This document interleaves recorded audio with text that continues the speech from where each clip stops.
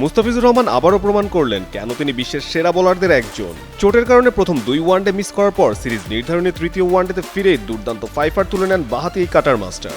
Bangladesh New Zealand series যখন 1-1 সমতায় তখন ফিস শেষ ম্যাচের সুযোগ পেয়ে 9 ওভারে 43 রান দিয়ে তুলে নেন 5 উইকেট এবং দলের 55 রানের জয়ে বড় ভূমিকা রাখেন মুস্তাফিজ। সেই সাথে প্রায় 7 বছর পর ওয়ানডেতে আবারও 5 উইকেটের দেখা পেলেন বাঁহাতি এই পেসার। নায়াসিনামাইড ও স্যালিসাইলিক সমৃদ্ধ লিলি ফেস ওয়াশ যা ফেসের ডেড স্কিন সেল দূর করে দেয় দ্বিগুণ ফাস্টার ব্রাইটেনিং।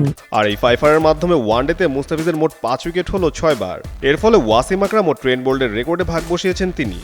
বাঁহাতি পেসারদের মধ্যে দ্বিতীয় সর্বোচ্চ এখন মুস্তাফিজ। সামনে আছেন শুধু অস্ট্রেলিয়ার মিচেল স্টার্ক। বাঁহাতি এই পেসার 5 উইকেটের দেখা পেয়েছেন 9 বার।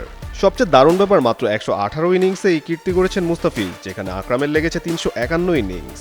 বাংলাদেশের হয়ে ওয়ানডেতে সবচেয়ে বেশি 5 রেকর্ড আগেই ছিল তার, এবার সেটি আরও শক্ত করলেন জাদুকরী এই পেসার। ফর্ম আর ধারাবাহিকতা ধরে রাখতে পারলে খুব শীঘ্রই যে ফিজ নিজেকে নতুন এক উচ্চতায় নিয়ে যেতে পারেন তার বলার অপেক্ষা রাখে না।